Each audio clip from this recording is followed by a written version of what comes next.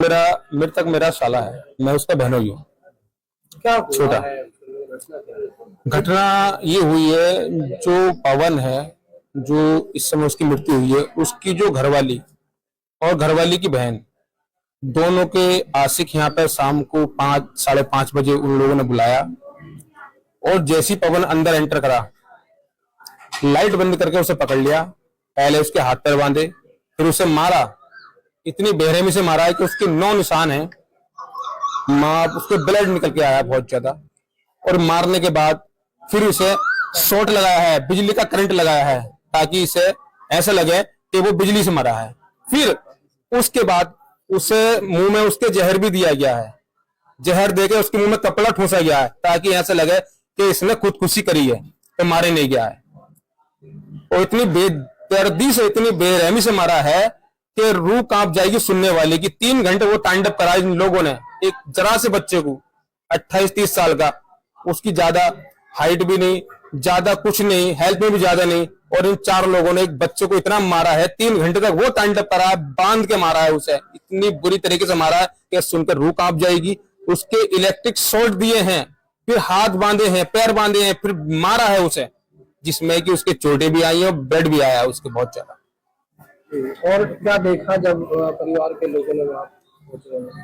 परिवार के लोगों ने यही देखा, मोहल्ले के लोगों ने देखा है कि वो 2 लड़के तो निकल के भागे वहां से। इसकी जो पुष्टि हुई है, इसकी जो जांच हुई है, इसके जो साक्ष्य सामने आए हैं, जो शाम के समय 2 लड़के यहाँ से निकले हैं, उससे लड़के सामने आए हैं। जब हम लोग यहाँ पर आए थे, परिवार के लोग आए थे, तो वो नीचे पड़ा था फर्श पे। फर्श पे नीचे पड़ा था। क्या हालत है? वो तो उसकी उस समय मतलब डेथ हो गई थी। शरीर बिल्कुल ठंडा पड़ गया था। क्या बताया क्या गया था आप लोगों को? हमें ये बताया गया कि इनकी तबीयत खराब है, ये बोल नहीं रहे कुछ।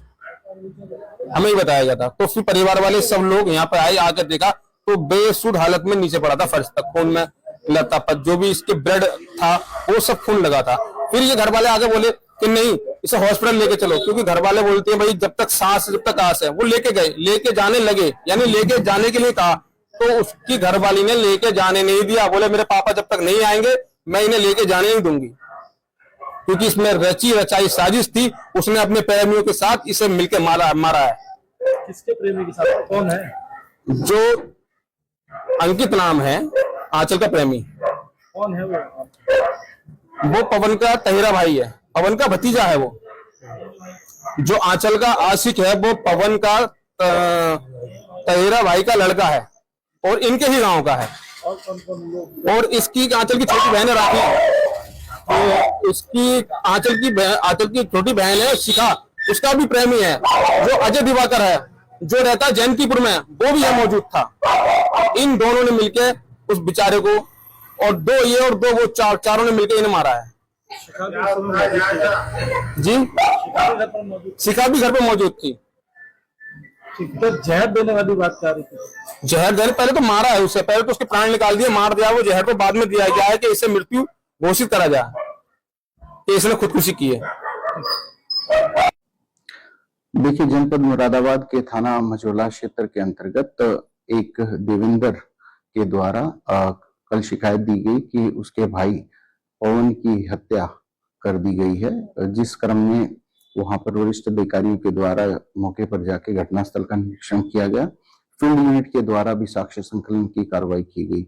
पुलिस के द्वारा बड़ी तत्परता से और गहनता से जांच के क्रम में ये तथ्य परिलक्षित हुए कि जो मृतक है उसकी वाइफ आंचल और उसकी आंचल की बहन शिखा, इन दोनों के द्वारा अपने 2 साथियों के साथ में, जिसका नाम एक अंकित और एक अजय है, जिनका क्रमशः आंचल और शिखा से संबंध है, इन चारों के द्वारा मिलकर उक्त पवन की हत्या की गई। पुलिस के द्वारा वादी की तहरीर के आधार पर अभियोग पंजीकृत किया गया है।